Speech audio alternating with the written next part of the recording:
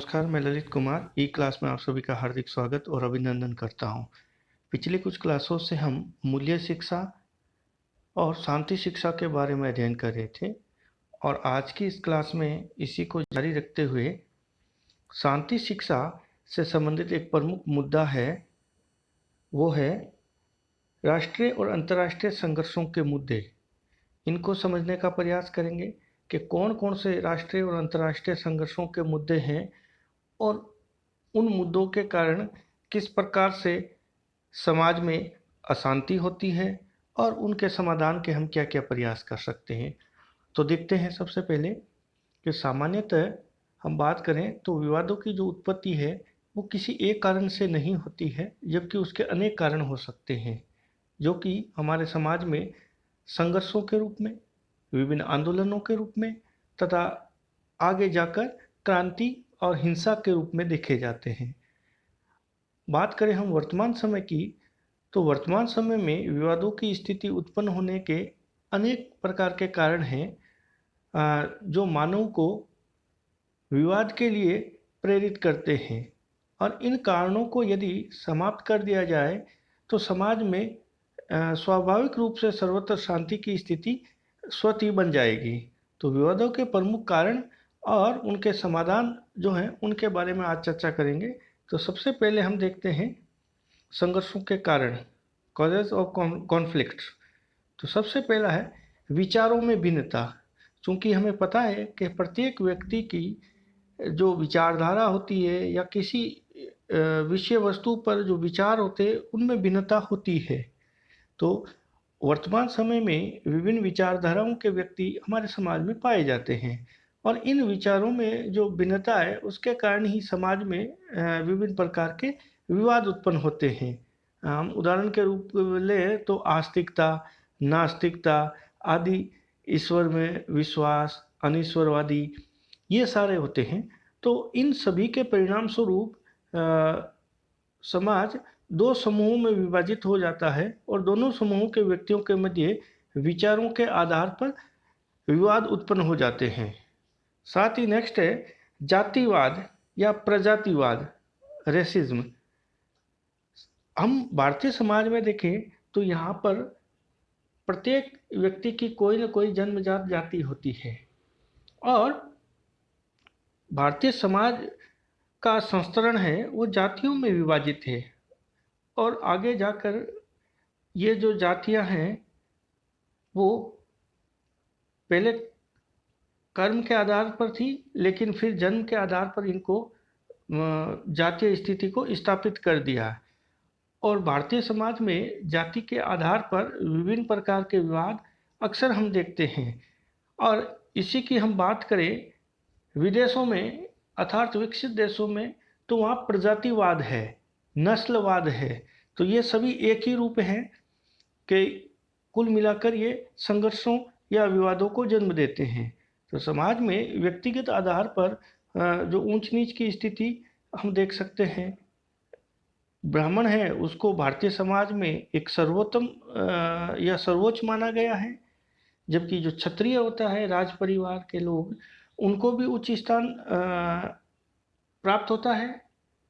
जैसे सत्ता संबंधी कार्य है, प्रशासन संबंधी कार्य है, शासन संबंधी कार्य है, वो क्षत्रिय अर्थात राजाओं और उसके परिवारजनों या उनके संबंधियों के पास होते हैं। और पूजा पाठ, समाज को एक नई दिशा देना, आध्यात्मिकता, ये सारा काम ब्राह्मणों का। और इसी प्रकार से हमने 4 वर्ण बनाए हैं। इन चारों वर्णों का अलग अलग कार्य था और आगे जाकर ये वर्ण जातियों में विभाजित हो गए।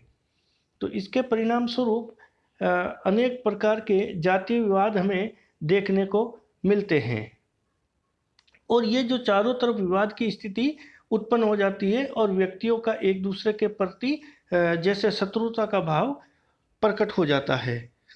नेक्स्ट है धार्मिक भिन्नता। प्रत्येक व्यक्ति के अपनी अपनी आस्था होती है, धार्मिक आस्था होती है। कोई धार्मिक व्यक्ति हो सकता है, कोई आस्तिक हो सकता है, कोई नास्तिक हो सकता है।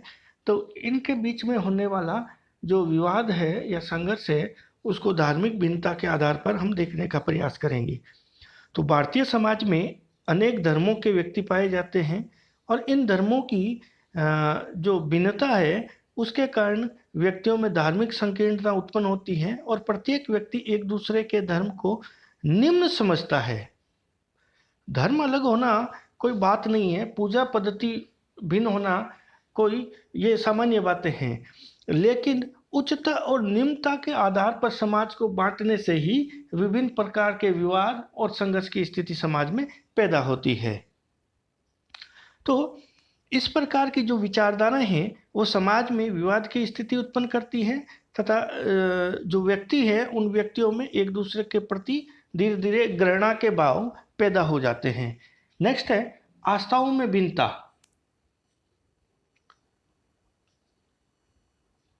प्रत्येक व्यक्ति की अपनी अपनी आस्था होती है और इन्हीं आस्थाओं के आधार पर समाज की जो है आस्थाओं का निर्माण होता है, लेकिन इन आस्थाओं और विश्वासों के आधार पर समाज में कई विवाद उत्पन्न हो जाते हैं। हम उदाहरण ले तो भारतीय समाज में हिंदू मुस्लिम, हिंदू सिख आदि ऐसे दंगे होते रहते हैं। तो इससे समाज को किसी प्रकार का फायदा नहीं होकर विवाद और संघर्ष की स्थिति बनती है। भाषाओं के आधार पर भिन्नता, भाषाओं के बारे में हमने देखा और पिछली क्लासों में हमने देखा भी कि किस प्रकार से भाषाओं के आधार पर भारत में विवाद हो जाते हैं। गुजराती मराठी को लेकर, दक्षिण की जो शास्त्रीय भाषा तमिल भाषा को लेकर, हिंदी भाषा को लेकर, तमिल के लोग हिंदी को पसंद नहीं करते और उत्तर भारत के जो लोग हैं वो हिंदी पसंद होते हैं। तो भाषाओं के आधार पर भी विभिन्न प्रकार की भिन्नता है और जब इन भिन्नताओं के बीच में टकराव की स्थिति बनती है तो वो संघर्ष को उत्पन्न करते हैं। हमने पिछली क्लासों में जो नई राष्ट्रीय शिक्षा नीति में भाषाओं को लेकर जो विवाद हुए थे और इससे पहले भी अनेक विवाद भाषा के आधार पर होते रहे हैं, तो उनकी चर्चा कर चुके हैं। नेक्स्ट है धन का असमान वितरण। हमें पता है कि जहाँ पर भी मानवीय समाज होगा वहाँ पर किसी के पास आर्थिक स्तर पर अत्यधिक संपन्न तो कोई अत्यधिक गरीब तो कोई मध्य वर्ग होगा, अर्थात धन का असमान वितरण समाज में हो गई होगा और उसी के अनुसार सुख सुविधाएं और उपभोग की वस्तुओं का आधार बनता है। तो समाज में कुछ वर्ग धन के असाधारण वितरण के कारण बन जाते हैं, जिसे हम धनवान वर्ग, पूंजीपति वर्ग, श्रमिक वर्ग, धनहीन वर्ग, बीपीएल जिसे हम कहते हैं, गरीबी रेखा से नीचे के परिवार। इस प्रकार से जो कार्ल मार्क्स की थ्योरी है उसके अनुसार पूंजीवादियों द्वारा श्रमिकों का शोषण किया जाता है, जिसे श्रमिक वर्ग है इसका विरोध करता है और इस प्रकार समाज में इन दोनों वर्गों के मध्य यानी श्रमिक और पूंजीपति इन दोनों के मध्य अक्सर हम विवाद की स्थिति देखते हैं। नेक्स्ट है कुछ सेल्फिनेस अर्थात स्वार्थ की भावना। जब व्यक्ति अपने स्वार्थ की पूर्ति हेतु समाज में जो अन्य व्यक्ति हैं उनको उनका अहित करता है तो विवाद की स्थिति उत्पन्न होती है। जैसे विभिन्न सरकारें एवं नेता अपनी स्वार्थ की पूर्ति के लिए जनता के धन का दुरुपयोग करते हैं और अवैध धन कमाने के लिए जनता का अनेक बार शोषण करते हैं और इसका स्वरूप सरकार विरोधी आंदोलनों के रूप में देखा जाता है और इस प्रकार का जो स्वार्थपूर्ण सरकारी तंत्र है वो विवाद का कारण बनता है। इसी प्रकार से अफसरशाही का हम स्वार्थ देख सकते हैं। विभिन्न जाति, धर्म, विभिन्न व्यक्तियों, सामाजिक, आर्थिक सभी स्तर पर जो स्वार्थ है वो व्यक्ति को संघर्ष की ओर ही ले जाते हैं। नेक्स्ट है अंधविश्वास। समाज में दो प्रकार के व्यक्ति पाए जाते हैं। एक होते हैं जो अंधविश्वास को अपने जीवन में स्थान प्रदान करते हैं और दूसरे प्रकार के वे व्यक्ति होते हैं जो वैज्ञानिक दृष्टिकोण के साथ जीवन यापन करते हैं। समाज में इन दोनों व्यक्तियों के या समूहों के मध्य टकराव की स्थिति बनी रहती है क्योंकि वैज्ञानिक विचारधारा और जो अंधविश्वास है उनका संसार में एक दूसरे के विरोधी के रूप में ये कार्य करते हैं। इस कारण समाज में अनेक प्रकार के विवाद उत्पन्न होते हैं। नेक्स्ट है अशिक्षा। अशिक्षा के कारण भी समाज में अनेक प्रकार के विवाद उत्पन्न होते हैं कि जिस समाज में शिक्षा का स्तर नगण्य या कम होता है, अर्थात अशिक्षित समाज जो है, उन व्यक्तियों का प्रभाव अधिक होगा। उस समाज में विवाद की स्थिति व्यापक रूप से देखी जाएगी, क्योंकि अशिक्षित व्यक्तियों में समायोजन की क्षमता अपेक्षाकृत कम होती है। वे प्रत्येक घटना में अपनी मूर्खता का प्रदर्शन भी करते रहते हैं और इसी प्रकार से अपने कार्यों के कारण विवादित जो है बन जाते हैं। इस प्रकार समाज में विवाद का प्रमुख कारण अशिक्षा भी होती है कहीं ना कहीं। नेक्स्ट है क्षेत्रीयता की भावना। तो क्षेत्र के आधार पर अपने क्षेत्र को श्रेष्ठ मानना और दूसरे क्षेत्र है उसको निकृष्ट मानना, या अपने क्षेत्र की जो प्राकृतिक संपदाएं हैं उनका उपभोग केवल उस क्षेत्र में रहने वाले लोगों तक ही सीमित है, इस प्रकार की भावनाएं हैं, वो कहीं ना कहीं संघर्षों को उत्पन्न करती हैं।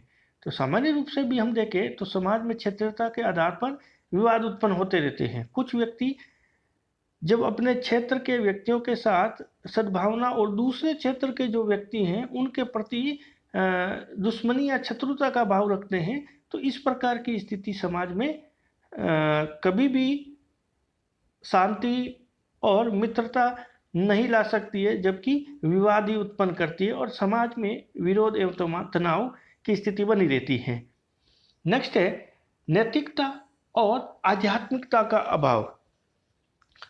हम इन क्लासों में नैतिकता, मूल्य शिक्षा, शांति शिक्षा आदि के बारे में पढ़ रहे हैं। तो जो मूल्य शिक्षा है उसका मुख्य आधार नैतिकता ही है, और आध्यात्मिकता है जो धर्म से ओतप्रोत व्यक्ति होता है वो अन्य लोगों के विवाद में नहीं पड़ता है या उन विवादों को सुलझाने का प्रयास करता है। तो जिस समाज में नैतिकता की कमी होती है तथा जो व्यक्ति होते हैं आपस में उनमें प्रेम, सहयोग और परस्पर परोपकार की भावना नहीं पाई जाती है, उस समाज में मानवता के स्थान पर जो है दानवता का प्रभाव होता है। और इस प्रकार की स्थिति से ही समाज में चारों ओर विरोध और तनाव का वातावरण भी बना रहता है। क्यों? क्योंकि प्रत्येक व्यक्ति जो है अपने स्वयं के हित के बारे में ही सोचता रहता है और सार्वजनिक हित की उपेक्षा करने लग जाता है। इसी प्रकार से हम देखें तो आध्यात्मिक दृष्टिकोण का अभाव है, उससे भी कहीं ना कहीं संघर्ष की स्थिति पैदा होती है। जो हमारे समाज के आदर्शवादी मूल्य और आध्यात्मिक मूल्य हैं उनका प्रभाव समाज के लोगों पर नहीं पड़ता है या कम पड़ता है, तो वो स्वतः ही जो समाज विरोधी कार्यों की ओर लग जाते हैं। इस प्रकार के समाज में भौतिक और अमानवीय मूल्यों का प्रभाव जो है उसका पलड़ा भारी हो जाता है। इस प्रकार की स्थिति में समाज में घोर विरोध और विवाद की स्थिति उत्पन्न होती है। अब ये तो हमने देखा संघर्ष और विवादों के प्रमुख कारण क्या क्या हैं, और नेक्स्ट आगे देखते हैं हम कि ये जो विवाद हैं इनका शांतिपूर्ण हल किस प्रकार से निकले समाज में, जिससे समाज में एकता, शांति, भाईचारा और आपसी परस्पर सहयोग की भावना बनी रहे। इसके लिए हम क्या क्या प्रयास करने चाहिए हमें? तो इसके तहत हम देखें तो सबसे पहला है पारिवारिक जो विवाद है उनका शांतिपूर्ण ढंग से हल होना चाहिए। और हम सामान्य रूप से देखते भी हैं कि पारिवारिक जो विवाद होते हैं उनकी स्थिति समाज में हर कहीं हमें देखने को मिल जाती है, और समाज में हर समय जो पारिवारिक संघर्ष की स्थिति इतनी अधिक हो गई है कि संबंधों का कोई विशेष अर्थ नहीं रह गया। यानी संबंधों को हमने केवल औपचारिक संबंधों तक रखा है या सीमित कर दिया है। विभिन्न प्रकार के जैसे पति पत्नी के विवाद, भाई भाई के विवाद, भाई बहन के विवाद, पड़ोसियों के विवाद, इस प्रकार के जो विवाद है उसका शांतिपूर्ण हल परिवार के मुखिया द्वारा तथा घर के जो जब सबसे सीनियर पर्सन होते हैं उनके द्वारा किया जाना चाहिए। और इस प्रकार का जो शांतिपूर्ण हल है उसमें दोनों पक्षों को संतुष्ट करने का प्रयास भी किया जाना चाहिए। इस प्रकार की जो स्थिति होगी तो भारतीय समाज में व्यापक रूप से देखने को मिलेगा कि संघर्ष की जो स्थितियां हैं वो कम हुई है। साथ ही नेक्स्ट हम देखते हैं स्थानीय स्तर पर यानी लोकल स्तर पर जो होने वाले विवाद हैं उनका शांतिपूर्ण हल किस प्रकार से करें। तो जैसे परिवार है, जाति है, गांव है, तो इस प्रकार से परिवार भी अपने आप में एक संस्था है, इंस्टीट्यूट है। तो परिवार के बड़े बुजुर्ग है, हमारे अंदर नैतिकता की भावना होगी तो हम उसका कहाँ मानेंगे, स्वीकार करेंगे। और उनको भी जो सबसे सीनियर है परिवार में, उनको चाहिए कि हम बिना भेदभाव के जो है निर्णय करें। तो इस प्रकार के निर्णय होंगे तो पारिवारिक विवाद स्वतः ही समाप्त हो जाएंगे। इसी तरह से जातिगत जो विवाद होते हैं उनको जातियों की जो संस्थाएं, पंचायतें होती है, वहाँ पर ले जाकर शांतिपूर्ण तरीके से हल किया जा सकता है। इसी प्रकार से एक गांव या मोहल्ले की समस्या है, वो मोहल्ले के मुखिया या गांव का मुखिया के मार्गदर्शन में या उसकी देखरेख में शांति के प्रयास किए जाए, सुलह के प्रयास किए जाए, तो उनमें विवाद की स्थिति समाप्त हो जाएगी, जबकि भाईचारा कायम हो जाएगा। जिला स्तर पर विवादों का शांतिपूर्ण, हमें पता है कि जिला स्तर पर हमें जो जिला स्तर के संगठन हैं उनके माध्यम से शांति के प्रयास करने चाहिए। और वो भी असफल हो जाए तो फिर हमें जिला स्तर का जो न्यायालय है, डिस्ट्रिक्ट कोर्ट, साथ ही मानवाधिकार आयोग, महिला आयोग, बाल विकास आयोग आदि के माध्यम से भी हम जिला स्तर के जो विवाद है उनको हल कर सकते हैं। और ये जो सामूहिक विवाद होते हैं, जैसे जाति के आधार पर, क्षेत्रीयता के आधार पर और धर्म के आधार पर, तो इस प्रकार के विवादों को सुलझाने का प्रयास भी प्रशासन द्वारा सभी प्रकार के प्रयास करके और विभिन्न नीतियां बनाकर इन नीतियों के माध्यम से और कानून के माध्यम से किया जा सकता है। इससे होगा क्या, जिससे सभी व्यक्तियों जो एक जिले में निवास करते हैं उनमें प्रेम और सद्भावना बढ़ पाएगी। नेक्स्ट देखते हैं राज्य स्तर के विवाद, यानी स्टेट लेवल पर विवाद होते हैं, उनका हल भी स्टेट लेवल के न्यायालय हैं, विभिन्न दूसरे प्रकार की संस्थाएं हैं, सामाजिक संस्थाएं हैं, कानूनी संस्थाएं हैं, उनके माध्यम से हम इनका हल कर सकते हैं। तो राज्य स्तर पर विवादों के अंतर्गत उन विवादों को हम सम्मिलित करते हैं जो कि विविध जिलों से संबंधित होते हैं। दो या दो से अधिक जिलों के मध्य जो विवाद होते हैं उन्हें हम राज्य स्तर के विवादों को के रूप में संबोधित करते हैं। और इनमें सभी प्रकार के विवाद सम्मिलित होते हैं, जैसे क्षेत्र के आधार पर, जाति, धर्म, सीमा, ये दो जिलों की सीमा और अन्य वैधानिक व्यवस्थाओं से संबंधित होते हैं। और इन विवादों का शांतिपूर्ण हल प्रथम रूप में जो प्रतिष्ठित और गणमान्य नागरिक होते हैं उनके द्वारा किया जाता है। जैसे हमारे जो धार्मिक गुरु है, राजनीतिक लोग, जो नेता लोग हैं, अच्छे शिक्षक और प्रोफेसर हैं, इनके माध्यम से हम प्रयास करें।